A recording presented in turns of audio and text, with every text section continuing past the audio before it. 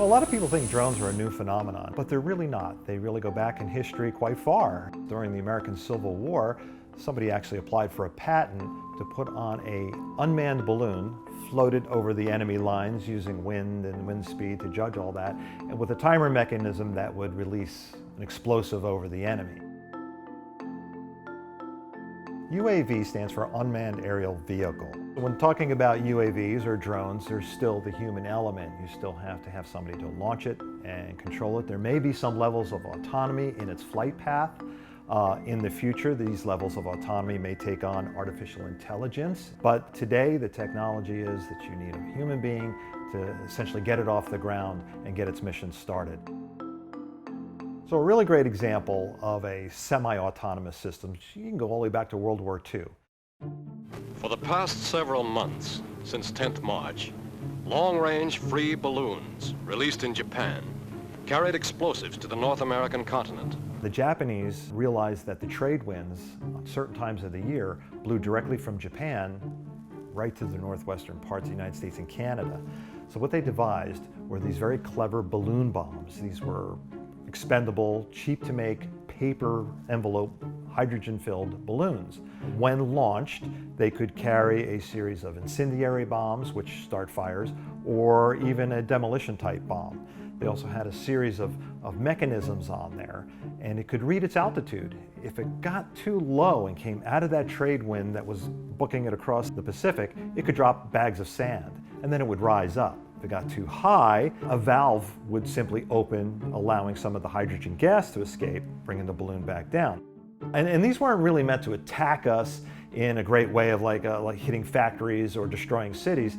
These were meant to divert us. It really didn't pan out that way. There was over 9,000 of these things launched against us. They were found anywhere from Canada, Alaska, all the way down to Mexico. So there's several technical principles that had to be developed in order to make these things as successful as they are today. One of the things was guidance. Even into World War II, the guidance systems needed some augmentation. They used war-weary bombers during World War II as one-way weapons, but the guidance systems on them had to be piloted. For instance, the B-24s that were used to attack submarine pens in Europe, pilots would have to take off in the bomber. It's laden with explosives. Make sure it's on the right course, and these pilots would bail out. And an interesting side story to that is a very famous name, Joseph Kennedy, the brother of John Kennedy, our president from the 1960s.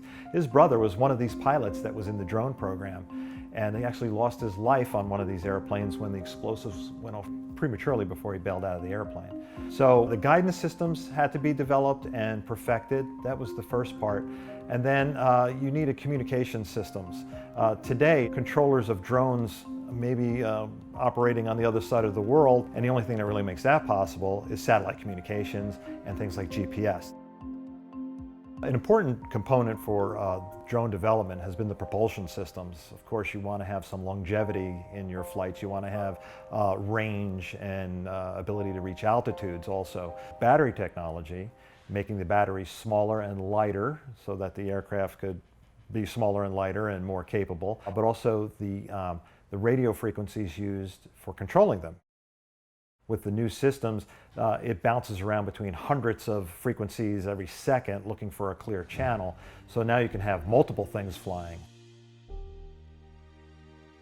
What really fascinates me the most about drone technology is the civilian applications. You're seeing them in fire departments, police departments, agricultural use. So the impact of this technology can be seen on many levels. Of course, the technology is growing by leaps and bounds every day. The one thing I think you should take away from drones is be prepared for anything.